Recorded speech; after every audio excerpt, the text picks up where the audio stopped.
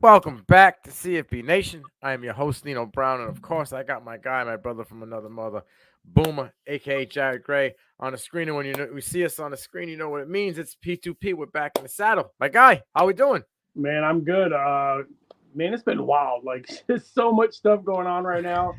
I mean, you're killing it. Dean Allen, the guys are killing it. We got the governor and everybody down at media days.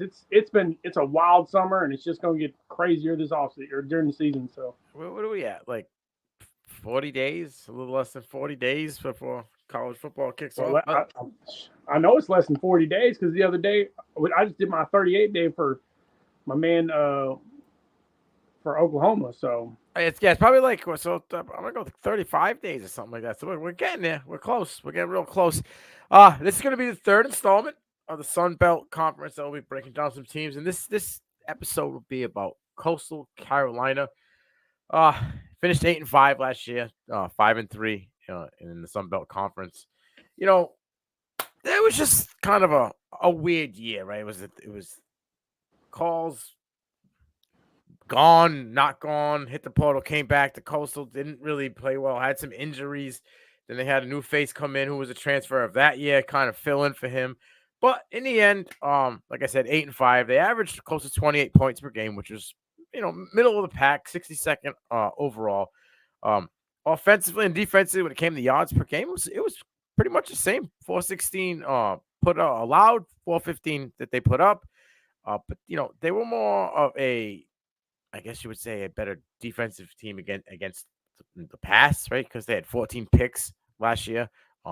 They only averaged 261 yards passing, and they only had 154 yards per game rushing the ball.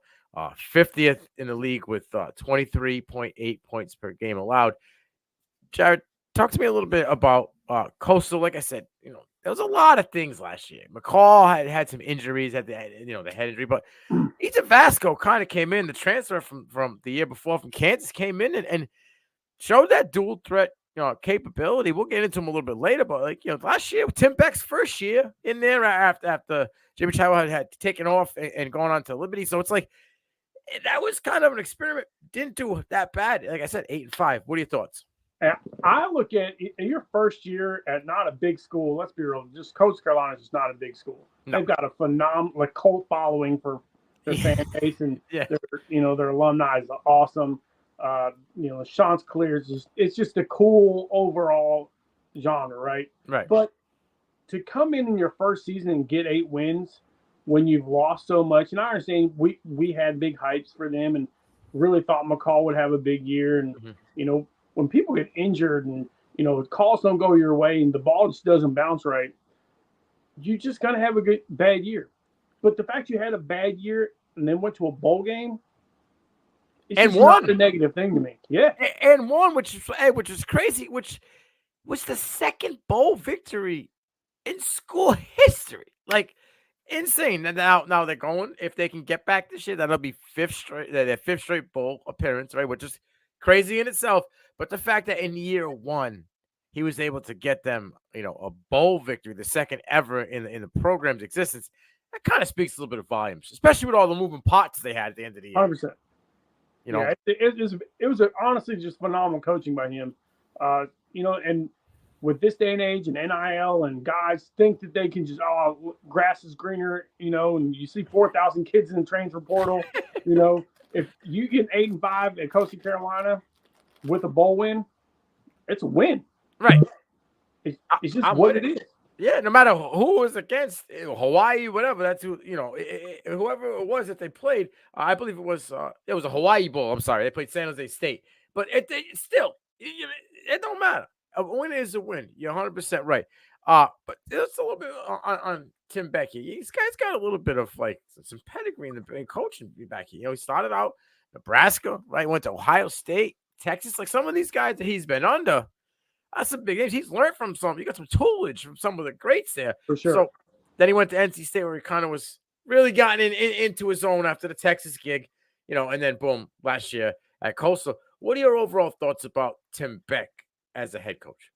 Like I said, I really impressed with him so far. He definitely took a great route. I mean, you're talking about some premier places.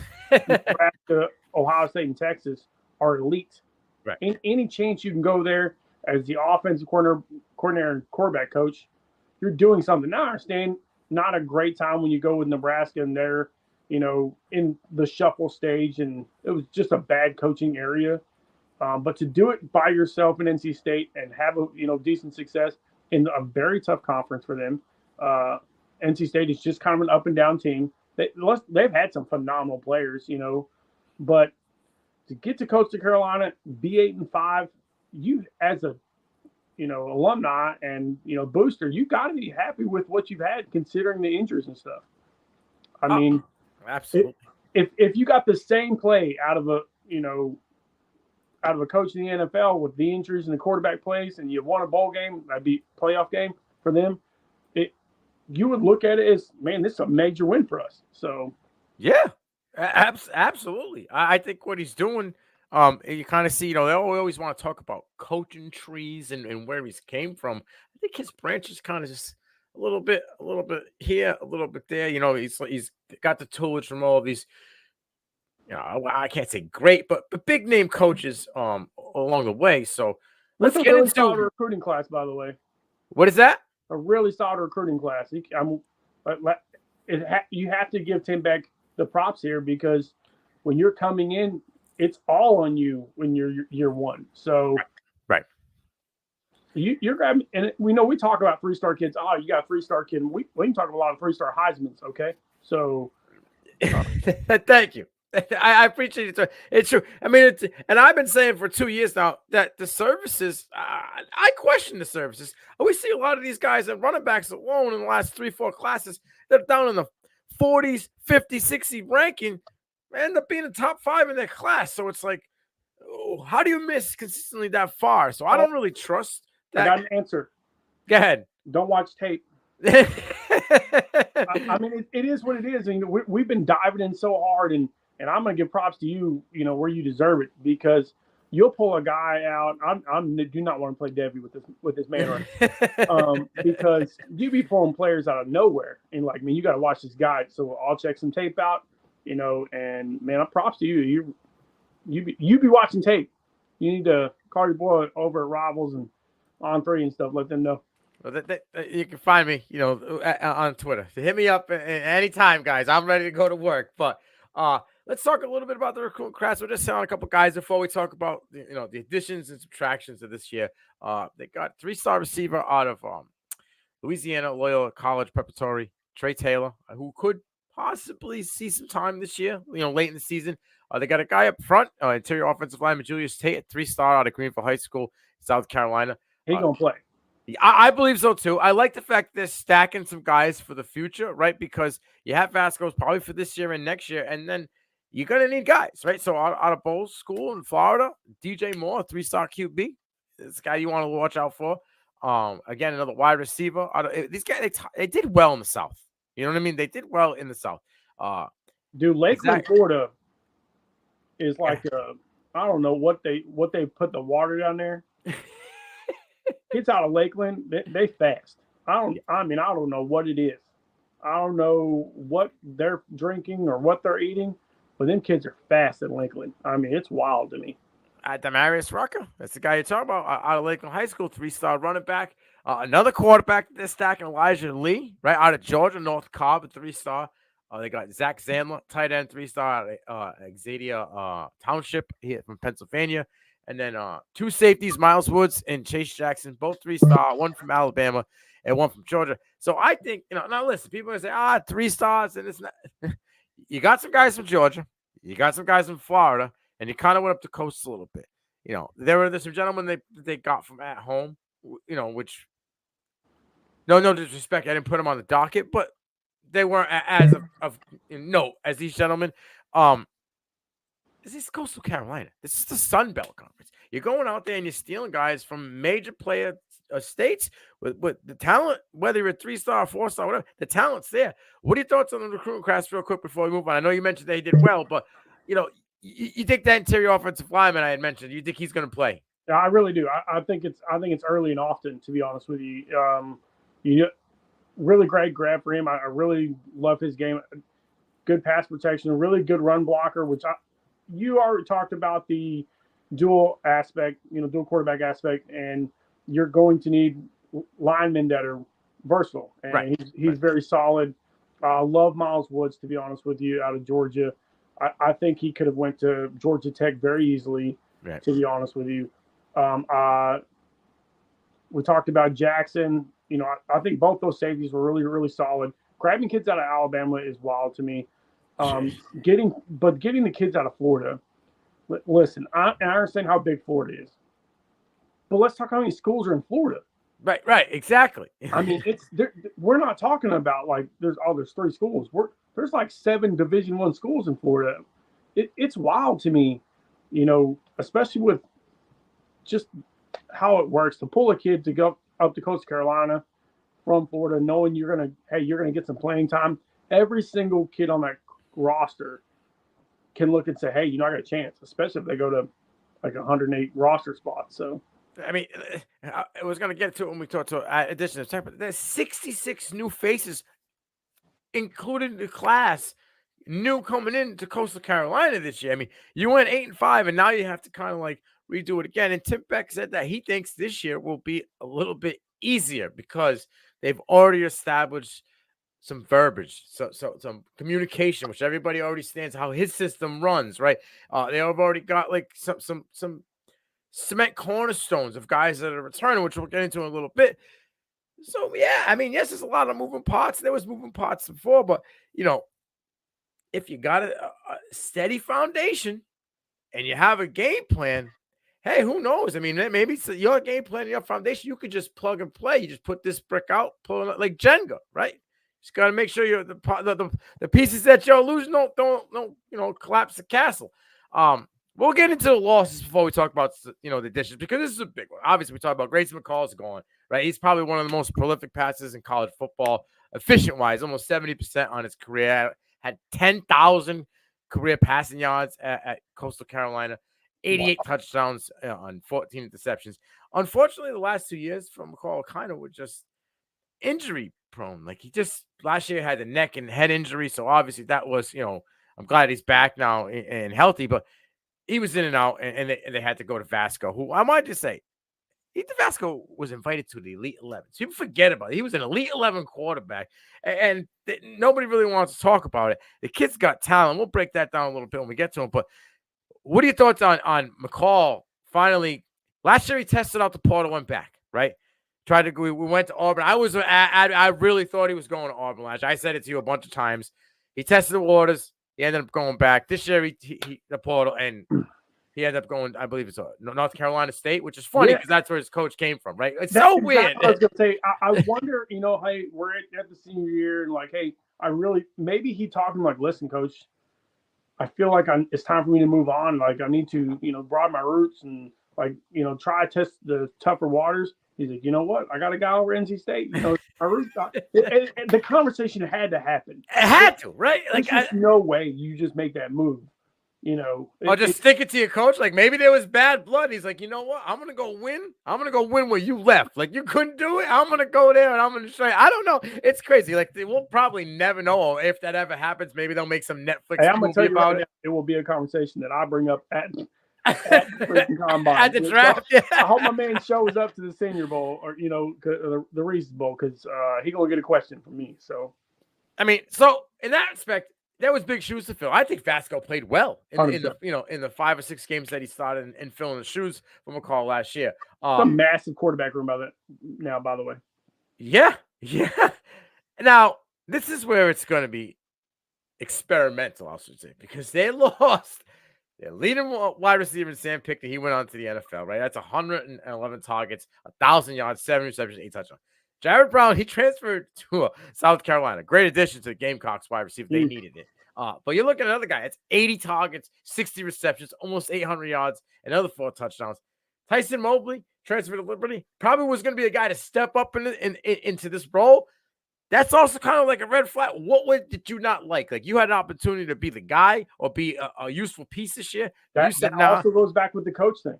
Right. He went to Liberty, right? So he went to Chadwell. Maybe that's the guy who brought him in. He went to his guy. You know, so the wide receiver room, is just, we're looking at 192 voided targets, 1,700 voided yards, and 12 voided touchdowns. Jared, that was a big loss right there. That's a lot, bro. I mean, it's offensively, it's definitely a complete rebuild. It has to be. You have a solid piece in the foundation of Vasko, right? And we'll talk about it in a little bit. We have some guys up front. And Nick Del Gran, right tackle, he was an all-conference, nominee. So he's a guy that's also, returning. That's going to be an integral piece of that offensive line, that anchor there. But those are big losses, right? You also lost, right? I know that you have always been a fan of the guy we're going to talk about who's going to be stepping into the RB1 role, Braden Bennett. But CJ Beasley's gone, right? He was the guy that was supposed to push Bennett for the role. He didn't really take off last year, right? He transferred to Georgia State, but he had 70 attempts, 260 yards, 2 touchdowns. He also had 15 receptions. So he was the guy that they did use, throughout the season. He's gone. So now there's more weight on your boy Bennett. Can he step up and finally be the guy, right? They lose an interior offensive lineman. McDonald, he transfers. Losing McDonald is tough, man. Yeah, 1 sack and 854 snaps on the offensive line. That's a solid piece. He's gone. Losing your punter into the same conference. He transfers to Troy. 1,500 punt yards. He had 9 punts inside the 20. That hurts, right? JT Killen. Oh, man. This one, killing them, right? He goes to Eastern Michigan. You're talking about a guy that's had 164 tackles, 52 solo, almost 10 tackles for loss, 2.5 sacks and a pick over the past 2 seasons for Coastal Carolina. That's a guy South Carolina could have brought in. Yeah. I mean, hey, Eastern Michigan must have threw a bag at him, right? But whatever, go get you. JT Killen is killing that linebacker room and that loss. And again, another one that you're losing. He was not small potatoes either. And Trey Pickney, right? He went to Southern Mississippi in the conference. Okay, 62 tackles, 27 solo, 2 tackles lost, 2 picks over the past 2 years. Like, those are big losses, my friend, on both sides of the ball. Okay, now they add a couple guys here. They add some wide receivers. Malik Mega out of Penn State. So that's a Big Ten guy. He didn't perform much last year. Only had 9 receptions for 160 yards and a touchdown. That's over 3 seasons being there. So maybe he'll be able to break out kind of conference and down. It's going to need him to. They need someone to do something in that wide receiver room. Sanika McKee, who transferred over UNLV. I think this kid is going to be a little sneak attack for them. I agree. 342 yards, touchdown on 23 receptions last year on UNLV. Now, like, he wasn't the guy. Obviously, Ricky White was the guy out there in UNLV, but he can get loose, okay? He can get loose. They brought in 2 running backs. Simone Price of Mississippi State. He's a transfer. Nothing crazy. 300 total yards combined last year and had a touchdown, but he is a dual, threat guy. He can catch the ball and run the ball. Christian Washington, a transfer from New Mexico. Another guy had close to 400 yards over 2 seasons. These guys were never lead backs, okay?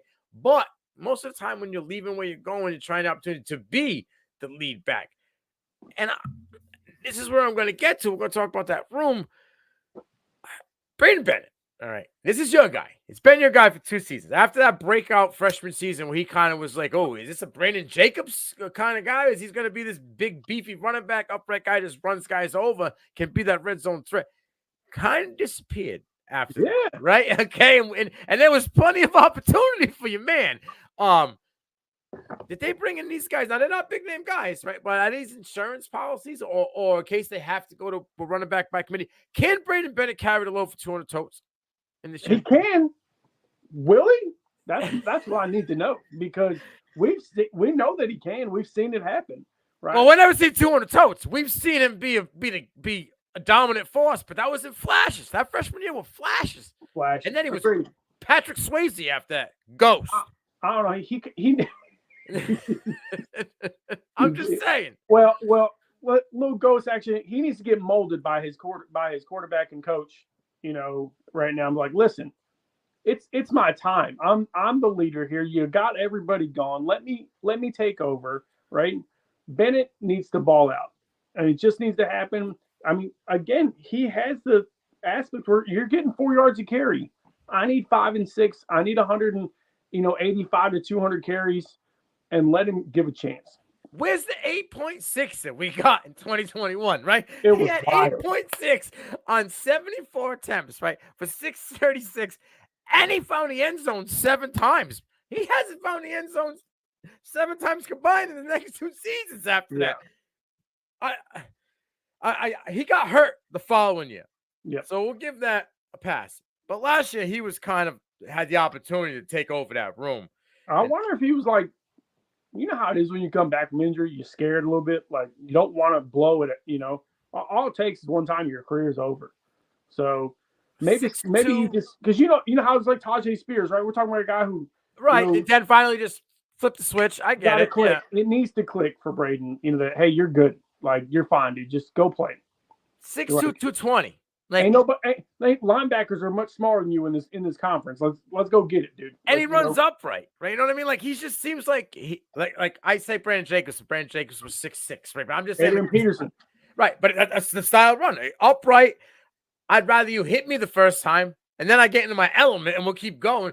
Pinball effect, right? Like you're gonna have to either take me out at the knees, or it's gonna take 3 guys to take me down.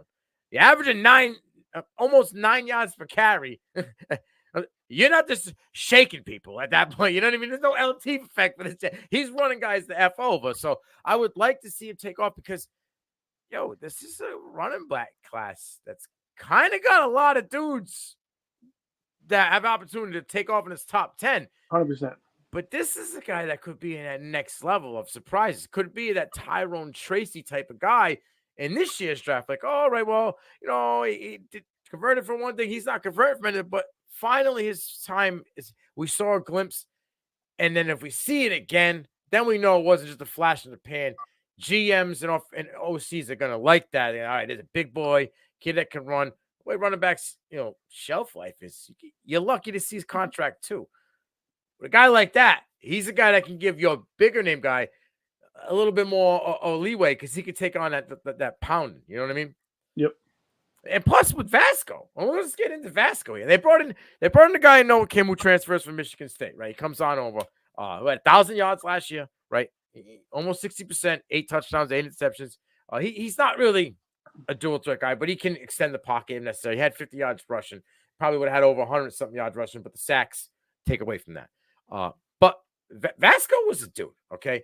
Like I said, he played 8 games, 5 games he started, 63%, almost 800 yards, 7 touchdowns. Only had 1 interception, right? He had 360 rush yards on the ground in 63 attempts. Like, I think that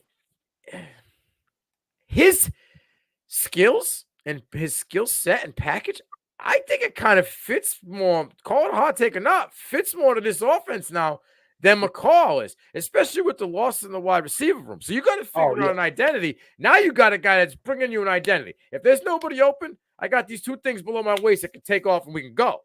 So that also gives the RPO aspect to it. If Bennett can actually emerge as a dude, now you got, your RPO style. What are your thoughts about the QB room here? Yeah, it's huge. I mean, we're talking about 4 or 5 quarterbacks here, not including walk-ons, right? Right. And you brought 2 guys in to compete that are very similar to Vasko, right? I mean, like if you look at their play style in general, that's probably why they got him. It's easier to coach 4 kids the same way than 2 and 2, and you know what I mean? Right, exactly. I don't know where Kim fits in. I think it's just, hey, if I need a guy to just pass the ball, he's your guy. You know what I mean? If I'm down, because Vasko has the electric, ability, but can he come back from 3 touchdowns? You know what I mean? Passing the ball. So maybe Kim, that's why you're coming in. Like, you know what? At least put some pressure. I'm like, listen, my guy can throw, so you better hop on it. We know you can run. We know you're electric. We know you have that Jaden Daniels-esque when he was at Arizona State, not LSU. Right. You have the opportunity to do this. Let's see it. And I really think Vasko, we're going to know in the first 4 games with Vasko whether or not he's the guy for the rest of the year. Oh, we'll get to that, but yeah, 100%. See, the thing with Kim is I feel like he brings a little bit of heat to him because he's coming from the Big Ten, right? So he's got that upperclassman, a bigger conference experience, right? He threw for more yards.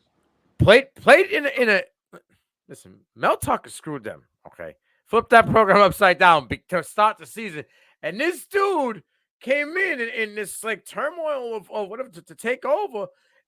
It didn't do that bad. I know there was, I think, 2 or 3 guys that did play quarterback for Michigan State last year, but didn't do that bad. Again, new system. Jonathan Smith brought in his guy in Aiden Childs. Noah Kim said, I'm out, right? Whatever. I'll go tear down, try to have a better year, try to get my name out there again. And then maybe I can tear back up the following year, maybe go, Big 12 or wherever it may be. Guys that usually tear down, it's usually for 1 year to get themselves up. I don't think that he's just going to be cool, calm, and collective, just sitting, the bench for them. So he's going to be hungry. If Vasko doesn't come out like a hot ball of fire in these first 4 games, we may see him. If it's blowouts, whether it's one way or the other, and Kim comes in and looks electric, we might even have a QB controversy early because of the opportunity, right? That's the thing. Is people like, oh, it was a blowout. Yeah, but when he came in, he looked really good. He looked really good. He was mistake-free. Yes, it was probably against, first stringers or second stringers or first stringers that were beat up and tired, but he didn't make mistakes. That will always cause a coach to think, what do I got here? Maybe if I give him more opportunity, what can we see? I like Vasko's game. I think, like I said, I mentioned the Elite 11s, mentioned that he's a dual threat, mentioned in games last year where he had to kind of keep them in it. He was able to do that, being his first time kind of at the helm. I think that running back room is really going to have to help him, because we're going to talk right now. That wide receiver room is a skeleton closet right now. Returning Jamison Tucker is the top returning wide receiver with 20 receptions. Okay. 20 receptions, 400 yards, and 3 touchdowns. Now, granted, he was the deep threat. 21 yards per catch down. He was a downfield dude. They also bring in Kyrie Duplessis. I believe that's how it's Duplessis. Another guy, very little experience. 16 receptions, 242 yards, touchdown. They have Deion Fontaine, 1 reception, 6 yards. Like, outside of Tucker, there's no experience.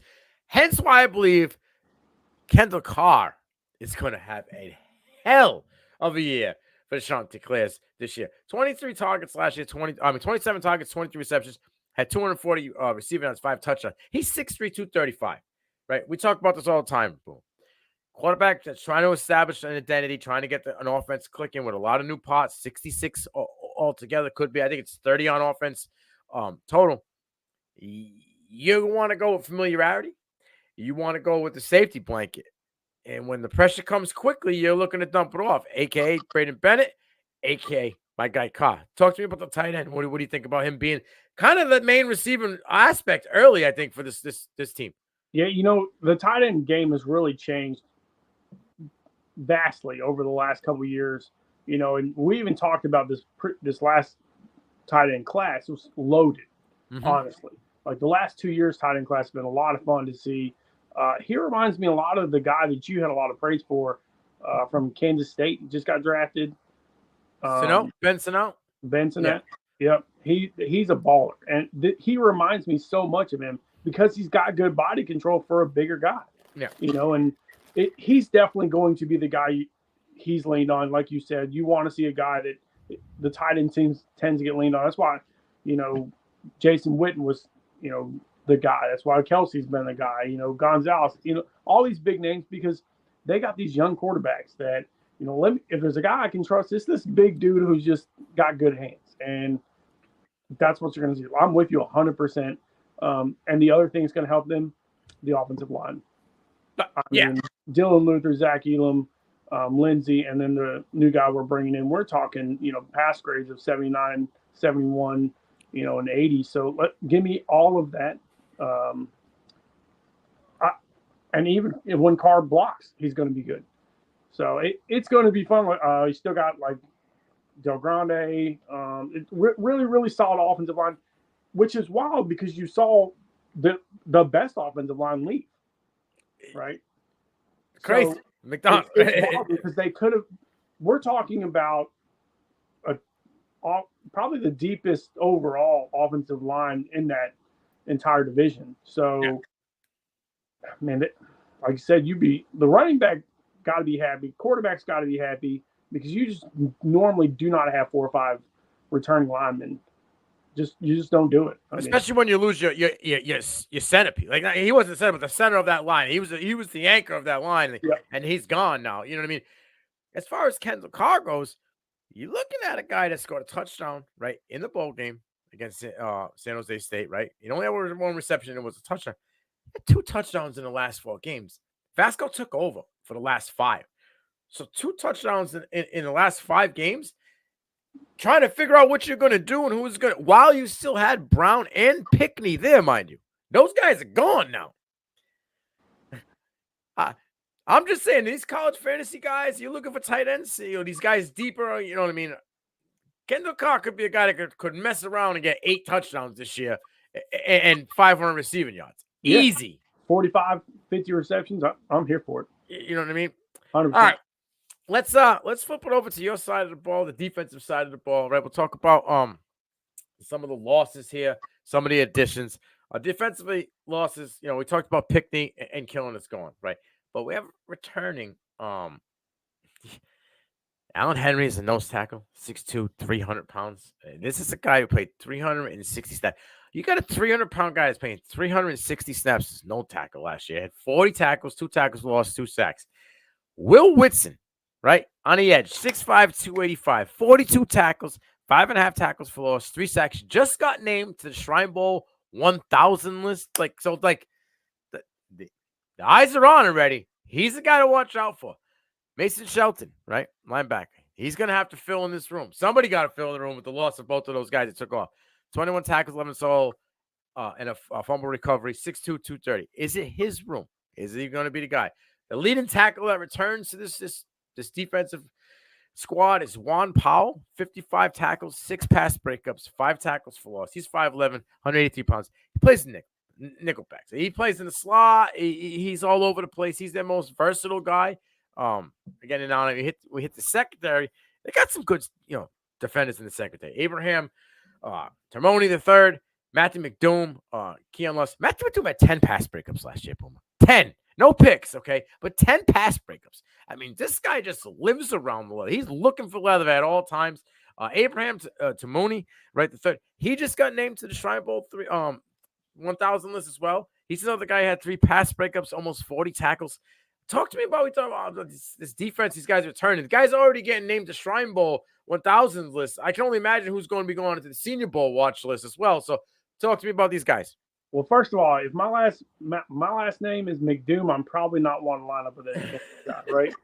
It's a top tier last name in college football. I don't know. Bring the boom with McDoom, give right? me all of it, dude. I'm here for it. Juan Powell, 55 tackles, 5 tackles for loss. If I can find a guy that's 5'11", 183 pounds and does that, if I could get him to 195, right? Yeah. Just to let him, he obviously ain't scared to hit nobody. So let him put on some weight. I mean, I'm really, really impressed with him overall. I forgot you about this guy that's obviously your guy. You're probably like, what did you have? Shane Bryce. He's returning. He's the leader. That's the leader of the linebacker room, right? Yeah. So I was talking about Bryce because that's obviously your guy right there. Yeah, 100%. 52 tackles, 20 solos, 2 tackles for loss, 6 pass breakups, 2 interceptions as a linebacker. And I mean, he's that new guy, the 6 foot, 230. I hope he's 6 foot. For his case, I hope he's 6'1", right? The Ivan Pace style, right? A little bit bigger, right? I just want him to be a little bit taller. But again, it's where we're at. He can cover. Mm-hmm. Maybe every single scout on the planet is liking this guy because he can cover. 6 pass breakups, 2 interceptions. I'm here for it. 2 tackles lost. If I need to send him, I send him. Right? 20 solo, cool. 52 tackles. He's going to shine. He's going to be in the middle. He's going to hit 100 tackles. He was the cleanup guy with Killen there. Now Killen's gone, so all that voided opportunity. Yeah, that's 164 tackles voided, right? Right. Let's go. So, I mean, I'm in here for it. It's 100+ tackles, no problem. I think he actually has more solos than Killen. Ooh, okay. I'm going to put that out right now. Because think about it. Half his tackles are already solos, right? Right. Yeah. Only like a third of Killen's tackles are solos. They have like 90 assists or something like that. Killen lived around the ball. That was what it was. So I really think Bryce going to have a big year. really, he's a guy we definitely got to watch. Love Whitson coming off the edge at 6'5", 285.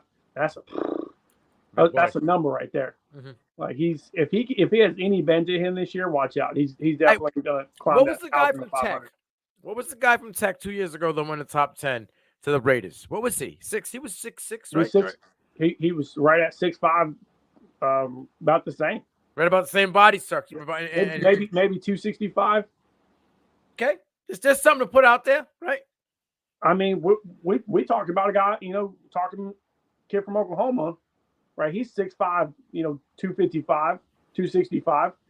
This guy's 285. I mean, he's a load. Yeah, big fella. Right? So, I mean, if we're talking about a guy we think is a big dude at 265, 20 pounds, and it ain't a fat 20 pounds. He's a load. You talk about setting the edge. That dude will set the edge. So, there's a reason he's in the top 1,000 of the Shrine list. He'll be in the top 500 Shrine list. No problem. Yeah, like when that guy, if he comes blindside and gets your quarterback and all of that comes on you full steam, I feel bad for you. Yeah, for sure. He's a dude. 42 tackles says a lot from the edge. I mean, those are really solid numbers. 5.5 tackles for loss, 3 sacks. I've always been a big edge guy. You know this. Max Crosby's my dude. Yeah. I'm here for it. They've got a gem here to keep him. To be honest, to keep him there, huge. 14 total picks on the defensive side of the ball. Linebackers, edge, secondary total. They returned 20 pass breakups. You got a secondary that's going to keep you in games. Going to keep that front seven being able to get pressure because they're going to be able to cover guys. And if for some reason they don't, they can knock the ball down. All right. These guys didn't get many of the picks last year, but they were around the ball. Hopefully, maybe one more year tweaked in, better set of gloves on their hands, can finish the play and turn those PBUs into INTs. But I'll tell you what, outside of App State and James Madison, who we think are going to be the head honchos in this conference, this defense, and if that offense can start clicking, they should be. And I think right now they're the favorite to be in the 3 spot. But I think that they could easily be the 3rd place team and maybe fight for, the 2nd place guy or ruin one of these teams' perfect seasons coming down the pipeline. You better watch out for Coastal. We're going to run down the schedule real quick here, but I'm liking what they got. Like I said, it's a lot of moving parts, 66 new faces in there between recruiting and the portal and everything, but I like the mindset. I like that. Also, your guy Bennett is also on the Shrine 100 watch list as well. So that also seems like that means that he's going to be the RB1 coming out the gate. So they got guys that are getting watched. They got guys who can step up, and if they do perform, they can have one hell of a year. Right now on FanDuel, before we run down the schedule, the Chanticleers are plus 1,700 to win the Sun Belt Conference, which is 9th best, and they have an over/under of 6.5. But if you go and you look, like I said, and I know it's mind-blowing because when I go and look, everything that of recency has them as the 3rd favorite. So let's talk about the schedule. Boom. Talk to me about the schedule. Run it down. We'll give our predictions because this is interesting. Somewhere in Vegas is messed up. So I'm going to tell you right now, go take the 6 and give me the 6.5, right? And bet all the money on the over, right? Thank you. I don't think there's I just had to be in awe real quick because 6.5, no problem. Their new coach, doesn't really know what's going on. Hurt quarterbacks, hurt running back, hurt wide receiver, hurt, defensive lineman, and won 8 games last year. I would argue easier schedule, right? Yeah. Got Jack State, William Mary, Temple. Do not like the West Virginia at home. No. That's going to be an absolute terrible. Yeah. Probably got ran out of the stadium. Do not put homecoming there. Old Dominion, that's going to be a fun one. JMU at JMU, I don't like that one at all. That's a measuring stick game. We'll see where they're at. I love that it's in the middle of the season. The problem is it's a short week, so 5 days. I do not like that one at all. I think they're in trouble with JMU with it's just 5 days. I mean, a bad turnaround. That's where you're like, Coach, what were you thinking here? Like, what we should have had a bye week before JMU. Right? Yeah, right. What are we doing here? You're going against the juggernaut, the favorite in your conference on a 5-day schedule. Ugh. Yeah. So now, good thing is you're not going to get a hangover because you do get 9 days after that. You do get the a little bit of a rest against Louisiana. So I do love that. I think you get Louisiana. I think you get Troy coming off a bye week. You beat Louisiana. You have a bye for Troy. Boom, you get them. You tell the punter you just keep punting, buddy, because that's why you moved over there. And then you got App State. On another short day, a 5-day run, right? Rough. I'm sorry. Your two toughest opponents are on a 5-day week. You might as well just chalk that up as an L, buddy. I'm sorry. That's a terrible plan. Yeah. Like my coach, if I'm yelling at him, if I'm what are you doing? If I'm the coach, I'm yelling at everybody else like, what y'all do to me right now? Like, set me up to fail. I mean, you just made this super tough on me. I mean, because you're going to look ahead on those games. The Troy game could be scary because you're going to be looking at App State. The Old Dominion game, you could be looking at because you got JMU in 5 days. That's tough. It's so tough. Dude, play guys like, well, Noah Kim have a game plan for himself, and that like the Chanticleers, all right, we're gonna go run half and half. We'll let Vasko go the first half, or vice versa, to try to save them on the short week against James Madison coming up. Who knows? Yeah, we already thought that they would lose those games. You might as well take that. You might as well guarantee that loss coming up 5 days. I'm sorry. I don't know how you plan for that, coach. Like, good luck. I'm here for you. We hope the best, but that's terrible for those 2 games. Play devil's advocate here. They win these games, which now was a game. Say they win. The App State game is home, so they could win the App State game at home on a short week. But it's after going to Troy. I understand, but that's off a bye. Like, you're getting a bye, then you go to Troy. So you're not going to be that smoked. You know what I'm saying? So you have been rested. And the juices are going to be flowing a little bit there because, like you said, your punter went there and kind of gave it the middle finger. But if they could win against App State, like, I don't think I have App State winning the game. We've already spoke about this, okay? But a lot of opportunity, a lot of questions. If they do win this game, kind of putting their foot down in the conference saying, we're established. Year 2 with Tim Beck. We're here to knock down doors.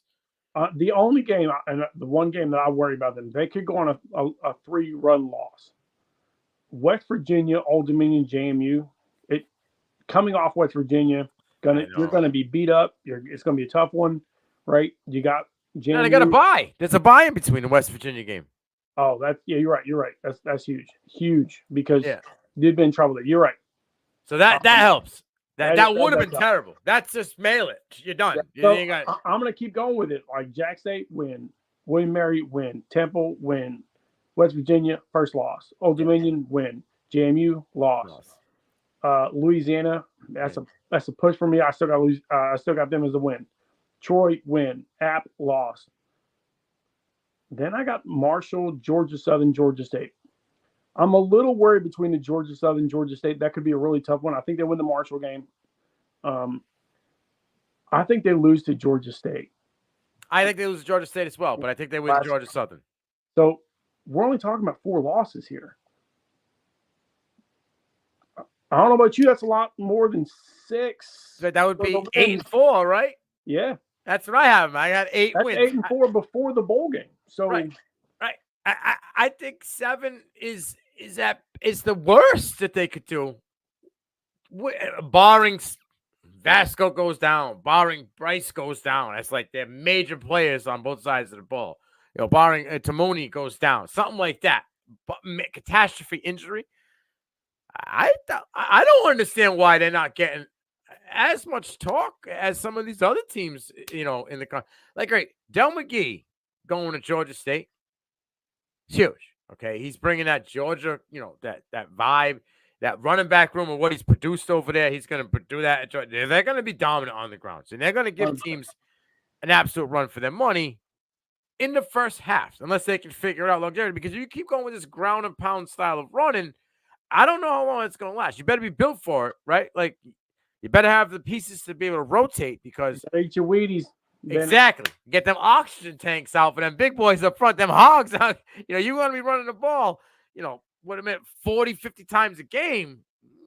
You better have them big boys up front, So, but they'll wear you down. And late in the season, that style of play can kill a team. Yeah. So I worry about that game. Georgia Southern is another team that runs the ball well. They have that kid White as running back out of there for Georgia Southern. That's really, really good. But I just think the talent's there for Coastal. I think, like I said, I like the vibes I'm getting out of Sunbelt Media Day. I'm liking the vibes I got out of what they had in spring. Beck saying all the right things. We're established, like I said, the verbiage is there. Game plan is there. We seem to have the pieces in effect. Now it's just time to hit the ground and running, and we'll see what happens. I got 8 wins. Where you at? I'm right with you. I got 8 wins.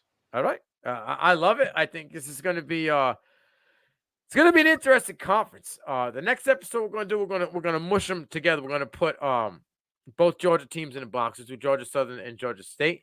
And then we'll have a couple more to finish up. But once again, I'm Nino Brown, CF Nation. That's my guy, Boomer, a.k.a. Jared Gray. This is P2P. And we out. Let's go.